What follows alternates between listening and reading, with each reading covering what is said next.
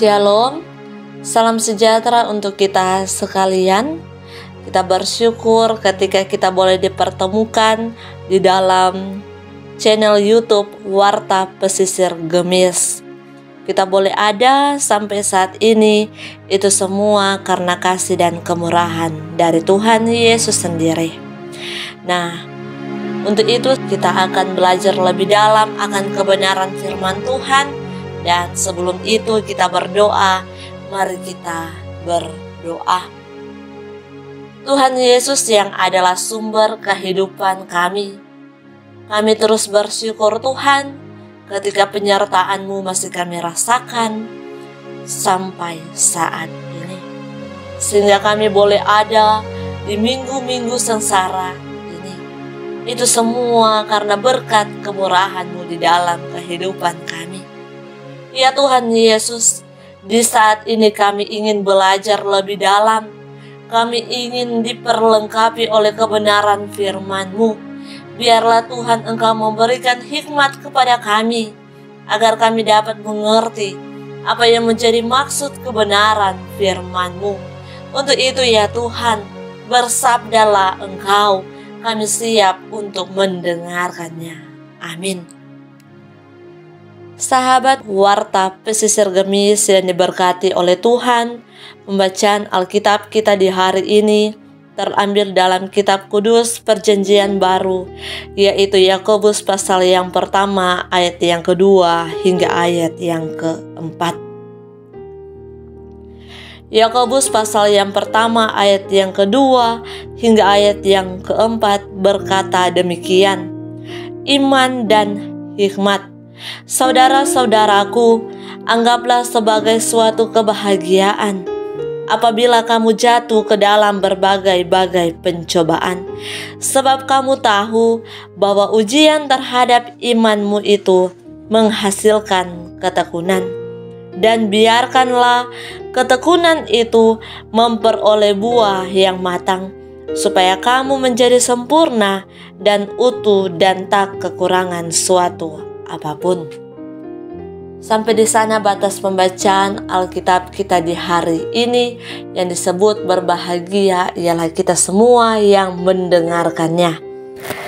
Shalom. Perenungan kita di hari ini terdapat dalam bacaan kita tadi, yaitu Yakobus 1 ayat 2 hingga ayat yang keempat. Surat Yakobus ini ditujukan kepada kedua belas suku yang ada di perantauan. Nah, penekanan yang ada di dalam surat Yakobus ini yaitu tentang iman Kristiani yang harus nyata di dalam perbuatan. Dengan tegas bahwa surat Yakobus melawan kecenderungan yang banyak orang Kristen menjadi puas dengan iman yang dipraktikkan dengan setengah-setengah hati dan mendua hati.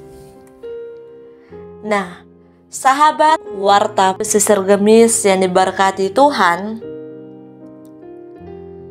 seringkali ketika kita diperhadapkan dengan sebuah pergumulan, sebuah penderitaan dalam bentuk apapun itu, pastinya kita kecewa, pastinya kita marah, pastinya kita sedih. Itu secara manusiawi selalu ada di dalam diri kita, selalu ada di dalam hati kita. Dan seringkali ketika kita diperhadapkan dengan sebuah pergumulan penderitaan, iman kita goyah. Iman kita sebagai umat yang percaya kepada Tuhan goyah. Tetapi dalam pembacaan kita di hari ini, respon Yakobus ialah kita harus menganggap itu sebagai sebuah kebahagiaan ketika kita jatuh di dalam sebuah pencobaan. Ini hal yang sulit untuk kita lakukan sebagai umat manusia. Tetapi sebagai orang yang percaya kepada Tuhan, jadikanlah itu Jadikanlah pencobaan, penderitaan itu sebagai bentuk mendewasakan kita, terlebih iman kita kepada Tuhan. Maka dari itu kita dituntut untuk terus bertekun di dalam segala hal, baik itu suka maupun duka, karena hidup kita bagaikan sebuah episode cerita.